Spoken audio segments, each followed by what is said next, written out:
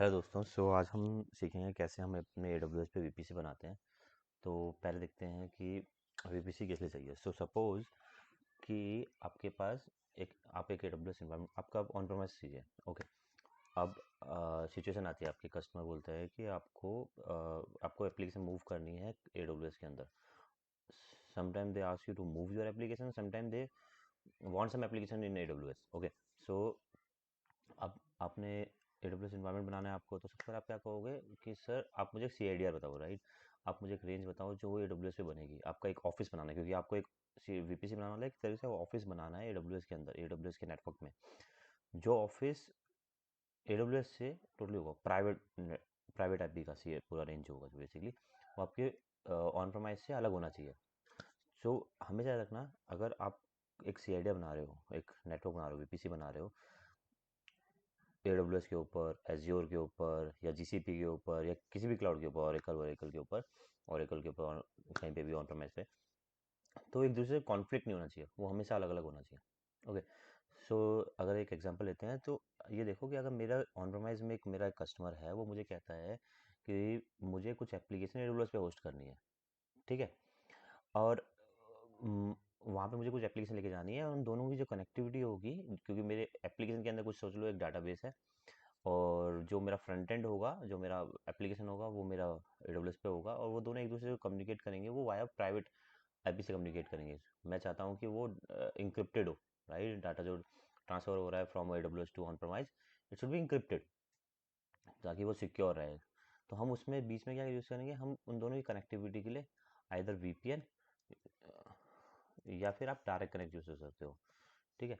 Depend करता है अलग अलग क्लाउड में किस, तो टर्मिनोलॉजी अलग अलग है। तो आप डायरेक्ट आप DX यूज़ कर सकते हो, या VPN यूज़ कर सकते हो दोनों की कनेक्टिविटी के लिए। अब इसमें क्या है कि अब CIDR पे जाते हैं, तो अब हमारा ये CIDR उनने यूज़ करा हुआ है 10.10.0.0/16 का क्लास है। ठीक है। अब हमने हमें उससे अलग लेनी है, तो हमने यूज़ कर लिया 10.1.0.0/16। चलो हम इसको क्रिएट करते हैं। तो क्रिएट करने के लिए क्या करेंगे, पहले जाएंगे अपने कंसोल पे। ओके। कंसोल पे पहले हम क्रिएट करेंगे, क्रिएट VPC। यहाँ पे हमें नाम डालना पड़ेगा, क्लाउड कर्मचारी VPC। वो हम अपना ऑफिस क्रिएट कर रहे हैं, ठीक है। AWS सोच लो, वो ऑन प्रेमाइज का था, अब ये AWS का हो गया। इसमें मैंने ये CIDR डाल दिया, हमें उसकी ज़रूरत नहीं है IPv6 की। इनकेस चाहिए तो आप ले सकते हो, AWS प्रोवाइड भाई आपका खुद का है तो आप वहाँ पे क्लिक कर सकते हो। एज ऑफ नाउ मुझे नहीं चाहिए, इसको हम फ्यूचर में इनेबल कर सकते हैं, ऐसा कुछ नहीं है। ठीक है। हमने ये कर लिया, और हमने यहाँ पे नाम दे दिया, चलो ठीक है। Now create. अब हमारा VPC क्रिएट हो गया। ठीक है।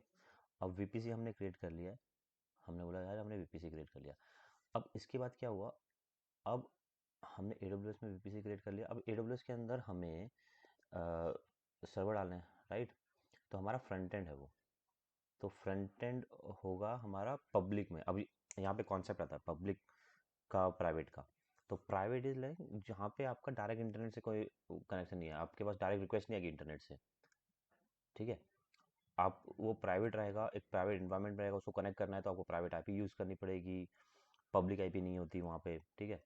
अगर आप उस इंस्टेंस को इंटरनेट से कनेक्ट करना है, तो वो नेट गेटवे कॉन्सेप्ट आता है, बट वो एक तरीके से प्राइवेट है। अगर इनको इंटरनेट से प्रोवाइड नहीं करना, कुछ भी नहीं रखना, तो वो इसको प्राइवेट बना दिया।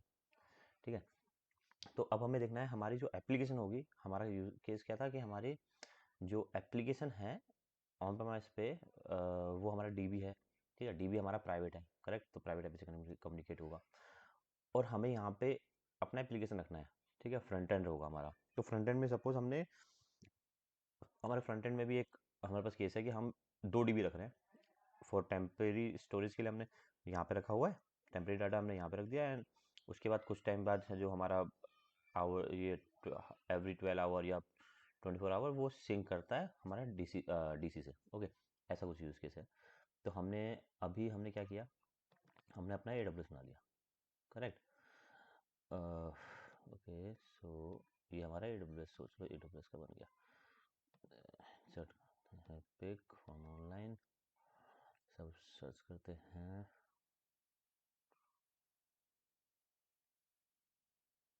AWS। सपोज मेरा AWS हो गया, ठीक है चलो।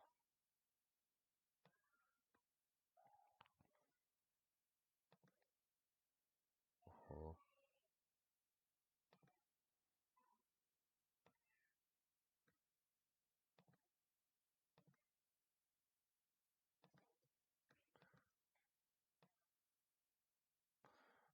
अब मेरा ये AWS है, ठीक है, इसका नाम क्लाउड कर्मचारी VPC हमने बनाया। अब यहाँ पे हमारे दो सबनेट बनाएंगे हम। सबनेट जो मैं आपको बताया पब्लिक सबनेट, ठीक है, और इसी के थ्रू हम एक बनाएंगे प्राइवेट सबनेट, ठीक है। इसको नाम देते हैं पब्लिक,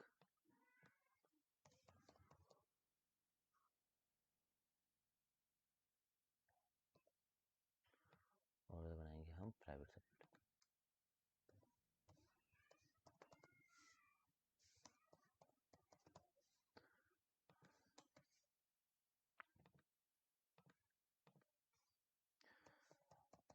ठीक है, अब हमने दो सबनेट बनाने हमें सेट, ठीक है,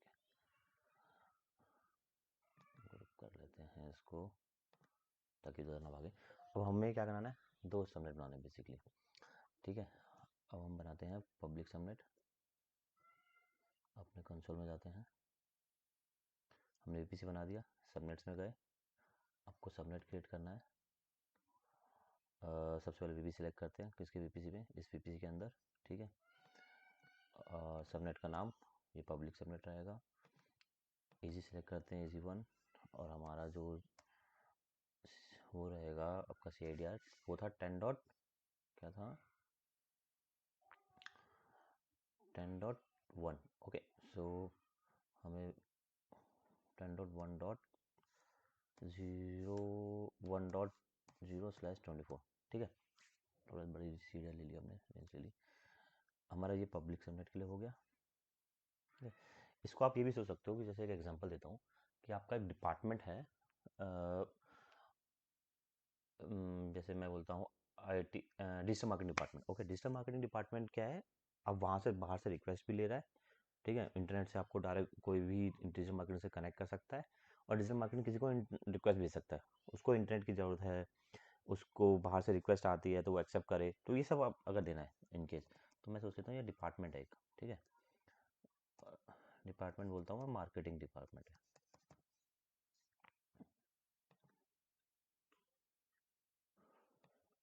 ठीक है, क्रिएट हो गया। और हमेशा याद रखना, जब भी मैं एक सबनेट बनाऊंगा तो हर सबनेट में एक कॉमन राउट टेबल सबनेट अटैच हो जाएगी, ठीक है। जब भी हम सबनेट बनाते हैं तो एक राउट टेबल क्रिएट होती है, और बाय डिफॉल्ट और डिफॉल्ट राउट टेबल उसमें अटैच हो जाती है। सिमिलरली अब मैं एक सबनेट बनाऊंगा आपका प्राइवेट सबनेट,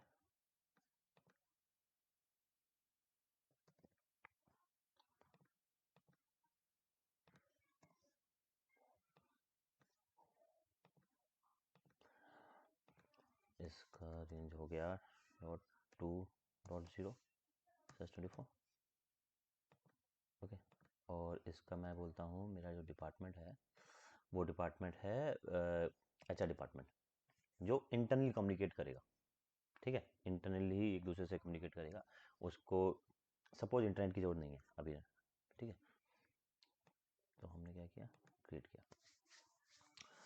अब मैंने आपको क्या बताया था कि जब भी हम सबनेट बनाते हैं तो एक डिफ़ॉल्ट राउट टेबल बनती है, करेक्ट, और वो डिफ़ॉल्ट राउट टेबल उस सारे सबनेट्स में लग जाती है जो आप क्रिएट करेंगे उस VPC के लिए। सो सब अब अगर आप यहाँ चेक करोगे पब्लिक सबनेट में, तो पब्लिक सबनेट में जो राउट टेबल है, I give you route table है, यही राउट टेबल आपको इसमें प्राइवेट में मिल जाएगी, करेक्ट। और ये एक दूसरे से कम्युनिकेट, लोकल कम्युनिकेट करेंगे, अगर आप इसमें देखोगे तो आप लोकल कम्युनिकेशन भी चल रहा होगा दोनों का, राउट अलाउ करा हुआ है, दोनों एक दूसरे से कम्युनिकेट कर सके। अब हम क्या करेंगे, ये तो हमारा नॉर्मल हो गया, ठीक है। अब हमें पब्लिक को पब्लिक बनाना है, राइट, तो क्योंकि अब तो लोकली है, प्राइवेट बना है, डिफॉल्ट जब बन रहा है वो प्राइवेट ही बन रहा है, ठीक है। तो अब हमें इसको पब्लिक को इंटरनेट प्रोवाइड करना है। तो what we will do, we will create a internet gateway.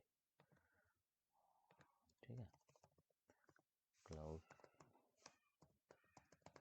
Chari IGW internet gateway. ठीक है,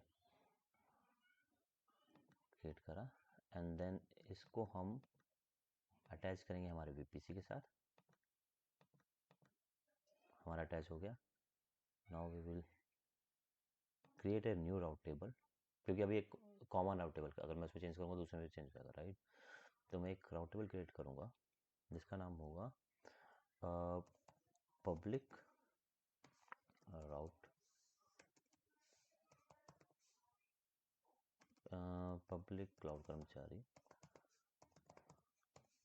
RD। ठीक है,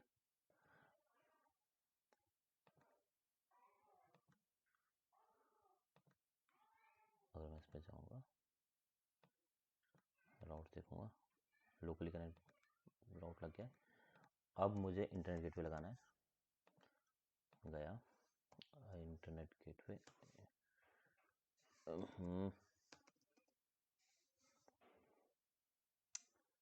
where is internet gateway cloud कर्मचारी एंड सेव। नाउ हमने अब क्या किया, हमने एक राउट टेबल बना दिया। ठीक है, अब मैं पब्लिक सबनेट वाले में जाऊँगा। फिर से देखते हैं मेरे वाला PC सबनेट, सबनेट के अंदर मैंने इसको टाइप किया, फिल्टर किया दोनों में से, पब्लिक में गया। अब पब्लिक में जाके edit route table and then मैं पब्लिक राउट टेबल कनेक्ट करूँगा। अब क्या हुआ है, अब मेरे पास जो दोनों राउट टेबल है वो अलग अलग है। ठीक है, पब्लिक के लिए जिसमें मेरा पब्लिक इंटरनेट गेटवे अलाउड है, प्राइवेट में सिर्फ वो लोकल से कम्युनिकेट करेगा और कुछ नहीं। ठीक है, नेक्स्ट वीडियो में मैं आपको सर्वर लॉन्च करूँगा और फिर मैं दिखाऊंगा कि कैसे कम्युनिकेट कर रहे हैं। ठीक है, ओके, थैंक यू एवरीवन।